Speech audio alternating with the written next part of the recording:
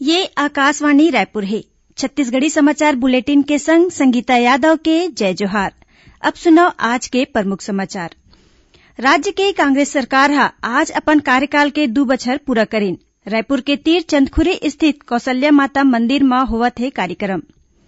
राज्य सरकार हा सबो शासकीय विभाग डहार ले प्रदेश के प्रदायक ले ही सामान खरीदी ए फैसला राज्य मंत्रिमंडल के बैठका में ले गिस। और सतनाम पंथ के प्रवर्तक बाबा गुरु घासीदास के जयंती काली मनाए जाही। ए मौका में मुख्यमंत्री भूपेश बघेल हा प्रदेशवासी मन ला शुभकामना दिन।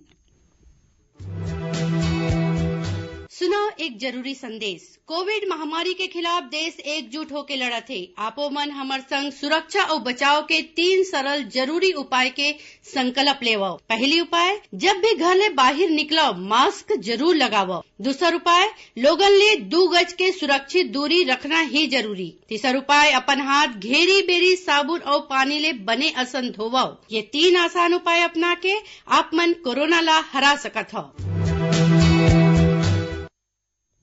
अब समाचार विस्तार ले।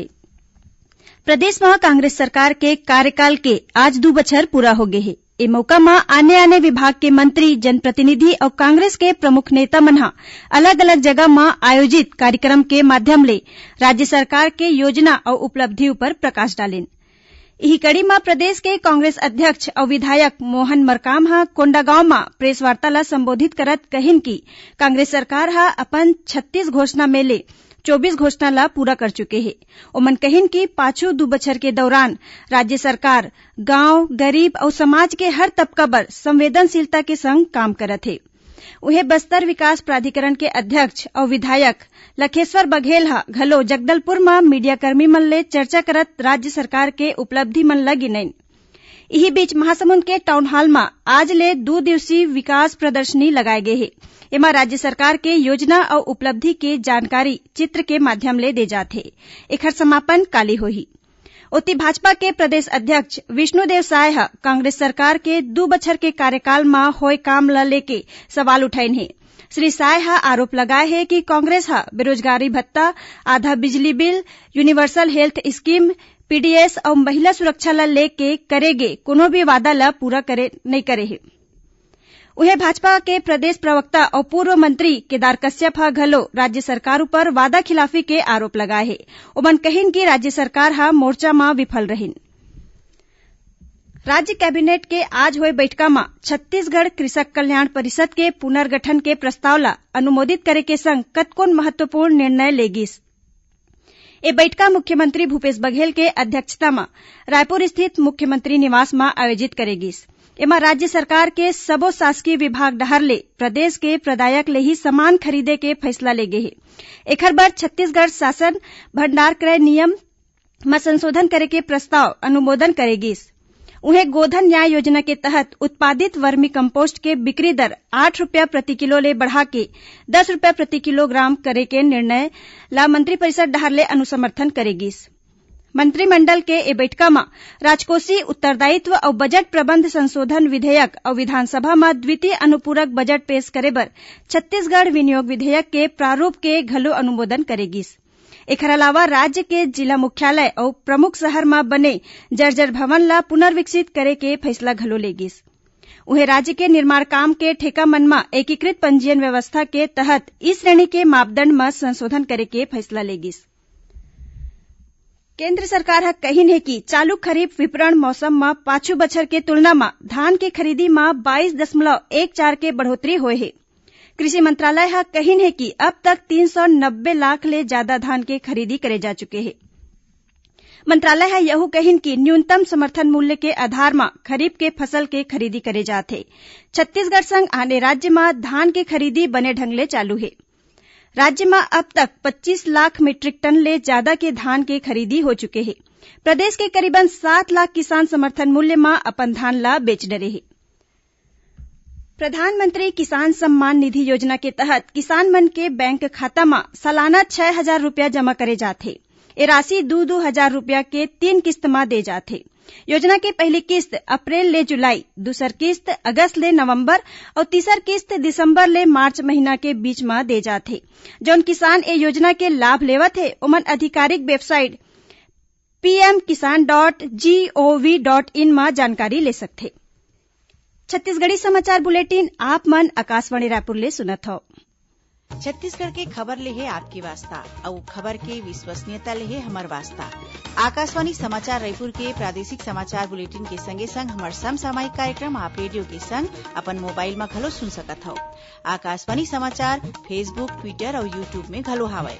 हमर फेसबुक पेज हरे Chhattisgarh news on AIR, Twitter handle CGAIR news और हमर यूट्यूब चैनल हरे छत्तीसगढ़ AIR न्यूज।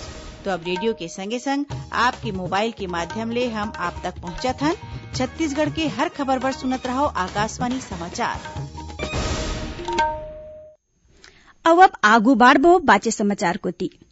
केंद्रीय शिक्षा मंत्री रमेश पोखरियाल निशंक घोषणा करे है कि 2021 ले जेईई मुख्य परीक्षा साल में 4 बार आयोजित करे जाही। शिक्षा मंत्री ह कहिन कि एखर ले विद्यार्थी मन ला अपन अंक सुधारे के अच्छा मौका मिलही।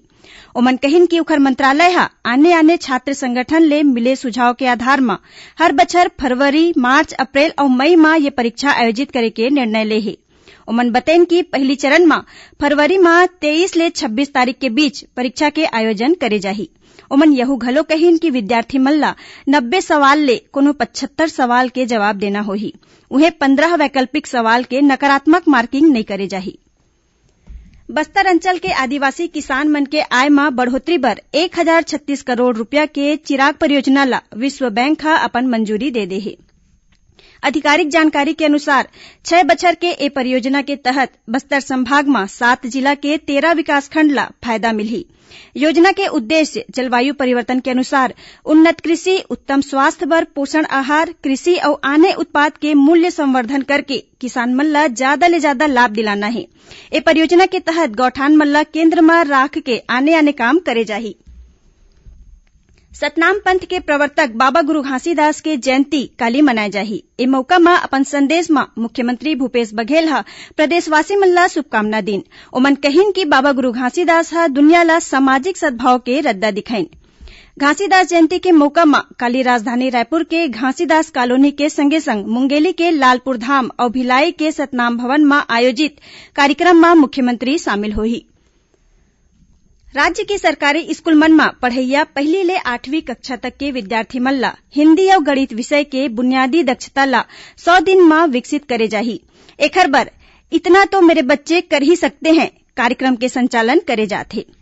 स्कूल शिक्षा विभाग के प्रमुख सचिव डॉक्टर आलोक शुक्ला ह एक कार्यक्रम ला सुचारू रूप ले संचालित करे बर जिला कलेक्टर मन ला दिशा निर्देश जारी करे हे। ओमन कहिन कि जिला कलेक्टर कार्यक्रम के निगरानी करे जेखर ले हरेक विद्यार्थी हिन्दी और गणित विषय के अच्छा शिक्षा ले सके। एक कार्यक्रम के बाद लइका के शिक्षा के स्तर देखे बर 20 दिसंबर ले अवैया बछर मार्च महीना तक आकलन प्रक्रिया चलाए जाही। बालोद जिला के डौंडी ब्लॉक के लिमौडी गांव में हाथी मन के हमला ले एक झिन ग्रामीण के मौत हो गई। बताए जाथे कि इलाका में जंगली हाथी मन के दल विचरण करत हे। एकर बचाव बर पाछू रथिया जब ग्रामीण मन अलाव जला के रत जगह करत रहिन तबे हाथी मन हमला कर दिन। उन्हें गौरेला पेंड्रा मरवाही जिला के पासान रेंज में घलो जंगली हाथी मन के दल उत्पात मचात हे। ए क्षेत्र में पाछू करीबन 1.5 महीना के दौरान होए हाथी के हमला में 3 लोगन के मौत हो गई। वन विभाग सरलग हाथी मन के गतिविधि में नजर राखे हे। संगे संग हाथी मन के ए दल ला खदेड़े बर पश्चिम बंगाल के हुल्ला पार्टी ला बुलाए गए हे। मरवाही क्षेत्र वन मंडल ले सटे क्षेत्र मन में रहैया ग्रामीण मन दहशत में हे। राज्य में विशेष रूप ले कमजोर जनजाति समूह बर गठित कमार विकास अभिकरण और प्रकोष्ठ में अध्यक्ष और सदस्य मन के मनोनयन कर दे गए हे। आदिम जाति अनुसूचित जाति विकास विभाग डहर ले आदेश के अनुसार कमार विकास अभिकरण गरियाबंद के अध्यक्ष सुखचंद कमार ला बनाए गए हे। उन्हें कमार विकास प्रकोष्ठ महासमुंद के अध्यक्ष मोतीराम कमार और भानु प्रतापपुर प्रकोष्ठ के अध्यक्ष मनराखन ला मनोनीत करे गए हे। एकरे संग छत्तीसगढ़ी समाचार बुलेटिन इहे सिरावत हे। जय जोहार।